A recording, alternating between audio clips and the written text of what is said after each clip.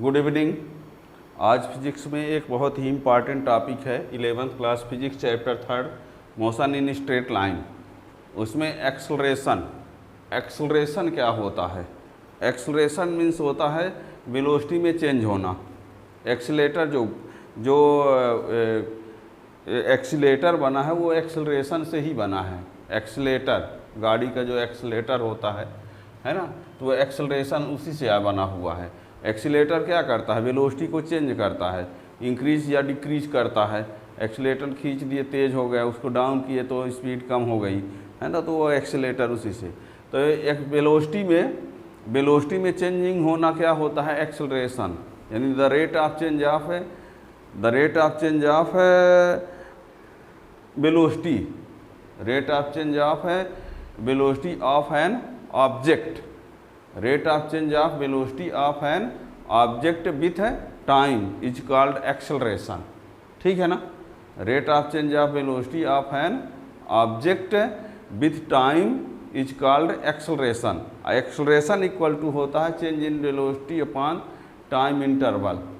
ठीक है ना? अब तो एक लाइन पहले लिख देते हैं। Acceleration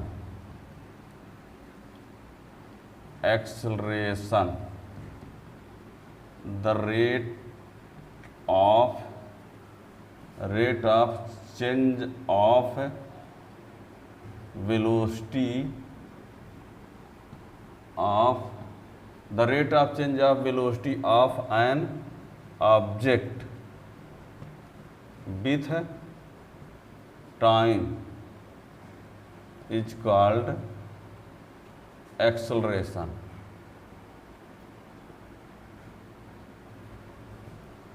It is denoted by A। ठीक है? वेलोसिटी में यदि चेंज हो रहा है तो इसका मीन्स है कि उसमें एक्सेलरेशन हो रहा है। यदि वेलोसिटी में चेंजिंग नहीं हो रही है, इसका मीन्स हुआ कि एक्सेलरेशन नहीं हो रहा है। ठीक है ना?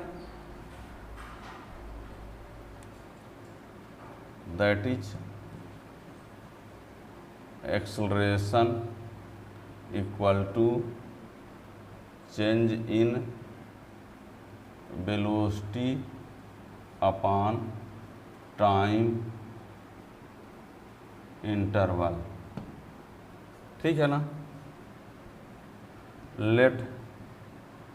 Let velocity of an object at time t1 is v1 and at time t2 is v2, then a equal to v2 minus v1 upon t2 minus t1, और इसी को del v upon del t ये लिख सकते हैं। ठीक है ना? If velocity of an object at time t1 is v1 and at time t2 is v2, then a equal to v2 minus v1. Change means final velocity minus initial. ठीक है ना? और ये बता दें, if delta t tends to 0, यदि delta t की value 0 के बहुत क्लोज में है, यदि डेल्टा t की वैल्यू 0 के बहुत क्लोज में है, देन इसी को लिखा जाता है a equal to limit delta t tends to 0 del v upon del t equal to यही dv अपान dt हो जाता है। ये यानी सीधे ये हो जाता है। यदि डेल्टा t 0 के बहुत क्लोज में है तो ऐसे केस में ये del v upon del t को ये लिख दिया जाता है। ठीक है ना? क्या कहा? Rate of change of velocity. अब यहाँ पर आपको बता दें, जब वेलोसिटी में चेंजिंग होगी तो वेलोसिटी में चेंजिंग दो प्रकार से हो सकता है। ऐसा भी हो सकता है कि वेलोसिटी टाइम के साथ बढ़ रहा हो, और ऐसा भी हो सकता है कि वेलोसिटी टाइम के साथ घट रहा हो, वेलोसिटी इंक्रीज हो रही हो या वेलोसिटी डिक्रीज हो रही हो। तो यदि वेलोसिटी टाइम के साथ इंक्रीज हो रही है तो वो एक्सेलरेशन है, दैट मीन्स पॉजिटिव एक्सेलरेशन। और यदि टाइम के साथ साथ वेलोसिटी डिक्रीज हो रही है तो जो एक्सेलरेशन होगा वो निगेटिव एक्सेलरेशन होगा, उसको बोलते हैं रिटार्डेशन। एक्सेलरेशन होता है एक retardation. Acceleration means positive acceleration से है ना, और रिटार्डेशन मीन्स निगेटिव एक्सेलरेशन से है, ठीक है ना। यानी एक्सीलेटर तेज करना पॉजिटिव एक्सेलरेशन है, और एक्सीलेटर डाउन करना है ना बाइक का, बाइक में ही समझ लो कि एक्सीलेटर तेज करते हो तो पॉजिटिव एक्सेलरेशन होगा, और एक्सीलेटर डाउन करना हो तो क्या होगा, वेलोसिटी कम होना। दूसरी बात, एक्सीलेटर खींचना यानी तेज करना पॉजिटिव एक्सेलरेशन है, और यदि हम ब्रेक लगाते हैं तो वहाँ पर रिटार्डेशन होगा। एक्सीलेटर लगाने पर क्या होगा, स्पीड बढ़ेगी, वेलोसिटी बढ़ेगी, तो वो वेलोसिटी में चेंजिंग जो होगा वो क्या कहलाएगा, acceleration, that means positive acceleration. और जब चलते हुए कार या बस में हम ब्रेक अप्लाई करेंगे तो ब्रेक अप्लाई करने पर क्या वेलोसिटी बढ़ती है, निश्चित है कि ब्रेक अप्लाई करेंगे तो क्या होगी, डिक्रीज होगी। अब ये ना कहो सर ब्रेक फेल होगा तो, है ना, हम ऑर्डिनरी जो नॉर्मल केस की बात कर रहे हैं, कह दो ब्रेक लगा ही ना हो उसमें तो, हैं, तो ब्रेक लगाने पर निगेटिव एक्सेलरेशन होगा यानी उसकी स्पीड कम होगी।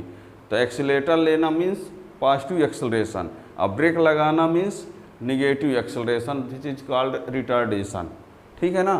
तो ये होता है। अब इसका ये यूनिट डायमेंशन ये भी लिख दे थोड़ा सा।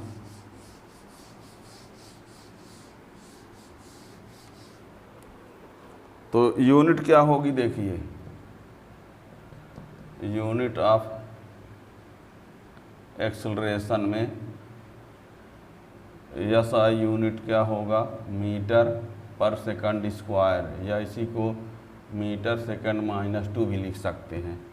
DF क्या होगा इसका, m0 LT -2।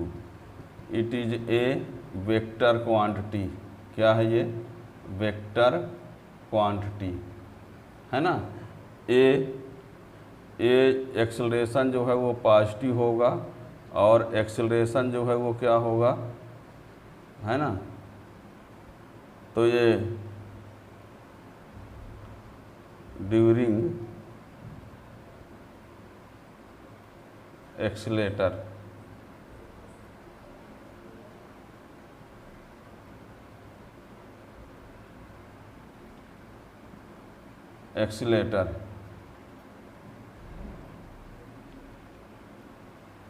एक्सीलेटर लेंगे, ड्यूरिंग एक्सीलेटर ऑन बाइक की बात हम कर लेते हैं।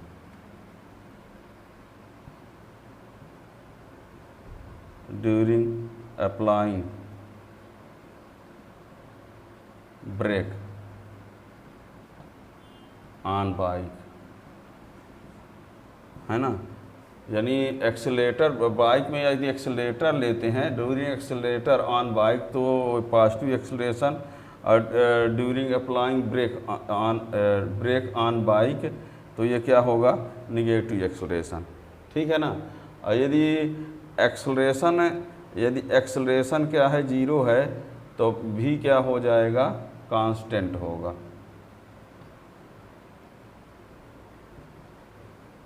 क्या, यदि एक्सेलरेशन क्या है, 0 है, एक्सेलरेशन क्या है, 0 है, तो इसका मीन्स हुआ भी जो होगा वो क्या होगा, कांस्टेंट होगा। कांस्टेंट मतलब वेलोसिटी में कोई चेंजिंग नहीं हो रही है। तो जब वेलोसिटी कांस्टेंट है तब एक्सेलरेशन क्या होगा, 0 होगा, क्योंकि वेलोसिटी की चेंजिंग को ही तो क्या बोला जाता है, एक्सेलरेशन ही बोला जाता है, ठीक है ना। अब जैसे मान लीजिए कोई ऑब्जेक्ट को ऊपर तरफ फेंकते हैं तो यहाँ पर जाते समय, ऊपर जाते समय एक्सेलरेशन क्या होगा, यानी वेलोसिटी जो होगी वो डिक्रीज होगी, और ऊपर से नीचे आते समय वेलोसिटी जो है वो क्या होगी, इंक्रीज होगी। तो ये एक्सेलरेशन पॉजिटिव होगा, ये एक्सेलरेशन क्या होगा, निगेटिव। समझ रहे हैं क्या कह रहे हैं। ऊपर यदि ऑब्जेक्ट जा रही तो वेलोसिटी उसकी डिक्रीज होती जाएगी, तो एक्सेलरेशन निगेटिव लिखा जाएगा। और यदि ऑब्जेक्ट ऊपर से नीचे आ रही है तो उस समय वेलोसिटी क्या होगी, इंक्रीज होगी, तो एक्सेलरेशन क्या होगा, पॉजिटिव होगा, ठीक है ना। तो ये रहा। अब इसमें ग्राफ भी होता है।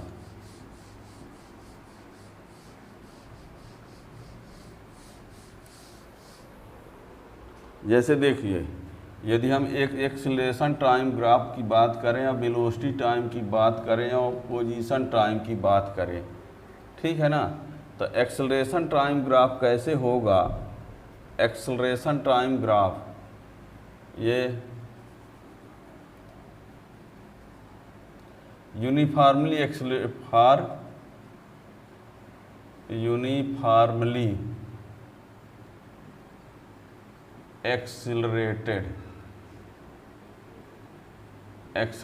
मोशन में, यूनिफॉर्मली एक्सेलरेटेड मोशन की यदि बात करें तो इसमें यदि हम ये टाइम ले लें, इधर ले लें क्या, एक्सेलरेशन, है ना, तो ये इसमें ये ग्राफ आएगा।